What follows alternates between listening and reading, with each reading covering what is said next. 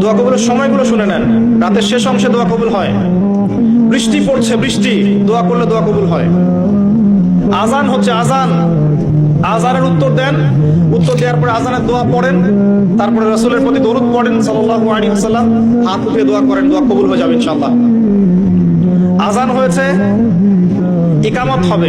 আজান ইকামতের মাঝখানে একটা সময় আছে না, এই সময় দোয়া করেন, দোয়া কবুল হয়ে যাবে ইনশাআল্লাহ।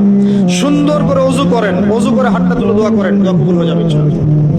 2 রাকাত নামাজ পড়েন, 2 রাকাত নামাজে মনোযোগ ঠিক রাখার চেষ্টা করেন, নামাজ শেষে হাত তুলে দোয়া করেন, দোয়া কবুল হয়ে যাবে ইনশাআল্লাহ। আপনি কোনো ভালো কাজ করেছেন, গোপনে দান করেছেন বা কোনো দান সাদাকা করেছেন, ভালো কাজ করেছেন, কেউ দেখে নাই, আল্লাহ দেখেছেন, এই কাজটাকে ওসিলা করে দোয়া করেন, দোয়া কবুল হয়ে যাবে ইনশাআল্লাহ। করা যাবে? আরেকটা বড় অস্ত্র বলে দিচ্ছি, নামাজের সেজদায় যখন আপনার মাথা আপনার সবচেয়ে উঁচু জায়গাটা সবচেয়ে নিচু জায়গায় লাগিয়েছেন, আল্লাহর সামনে নত করেছেন, এই সেজদায় তাসবিহ পাঠ করেন, সুবহান রাব্বিয়াল আ'লা, অথবা সুবহানাকা আল্লাহুম্মা রাব্বানা ওয়া বিহামদিকা আল্লাহুম্মা ইগফিরলি, অথবা সুবহান কুদ্দুসুন রাব্বুল মালাইকাতি ওয়ার রূহ পাঠ করেন। করার পর দোয়া করেন। সেজদায় যে দোয়াই করবেন ইনশাআল্লাহ কবুল হয়ে যাবে। সেজদায় যে দোয়াই করবেন ইনশাআল্লাহ কবুল হয়ে যাবে। বলেন সুবহানাল্লাহ।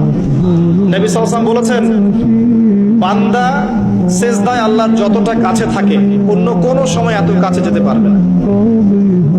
আর আমরা কি করে, টুক করে সেজদা দিয়ে টুক করে উঠে যাই, একটা দোয়া করার সুযোগ পাই না, চান্সও দেই না।